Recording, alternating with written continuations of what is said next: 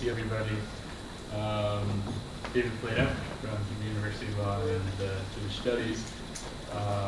And I'm standing up here because Benny has done so much, we're giving him a little of a rest. But really, Benny has done an amazing job leading this collaboration. So thrilling to have esteemed guests from all over joining us, and we had a great opening few sessions, and we're excited for what is about to come up. The truth is, we had a scare last night. Benny sent me a post-Shabbat email that Professor Waldron's flight has been canceled, to which Benny has some Army ties, and we had to see if we could get an F-16 to go bring him over. The truth is, I just want to tell a story. I grew up in a home of academics, and my father is a mathematician, and he was at a World Congress in China.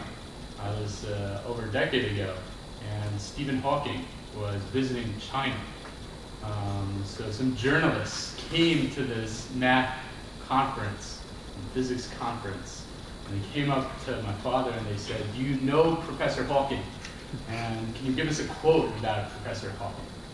And my dad came back to me and he said, "We're losing to the Chinese because nobody in America has ever asked me for a quote about Professor Hawking."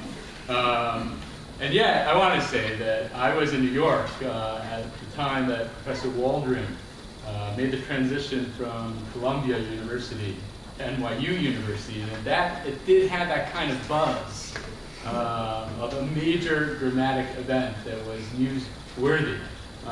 So I'd like to go back and report to my dad that we're making progress. And we do have the buzz about the right kinds of issues. So just one other personal story. I don't know if Professor Waldron will remember this, but probably won't. But that's why it's a touching story. I was hanging out at NYU for several years, even taught a course, but did not get to meet Professor Waldron throughout that time. He was very busy, and I was just playing a small role there. But I sent him an email, a personal email, and just said, "I've been thinking about some issues connected to executive authority, and I was wondering whether I could come to your office to talk to you about these issues." And he responded shortly thereafter, and then we sat down for about a half an hour.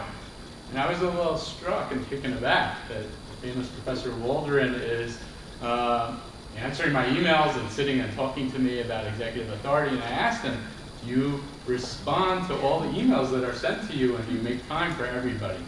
To which he answered, "I thought your questions were interesting." And I really think that captures part of Professor Waldron, that he's engaged by interesting questions and returns to the most basic questions of political and legal theory and constitutionalism and rights, and is engaged by the interesting questions and is willing to think about them anew.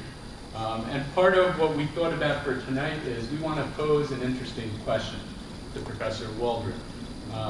And we want to listen and enjoy listening to him thinking aloud about interesting, basic, fundamental questions. So I won't read his whole bio. It's famous, you all know it. I ran out of paper on my printer when I tried to print out his CV. So I'll just refer to 3 recent books that have some relationship to issues of law and religion: God, Locke, and Equality, Christian Foundations of Locke's Political Thought, Dignity, Rank, and Rights, and his most recent book, Political Theory, Essays on Institutions. Without further ado, Professor Waldron. Thank you very much.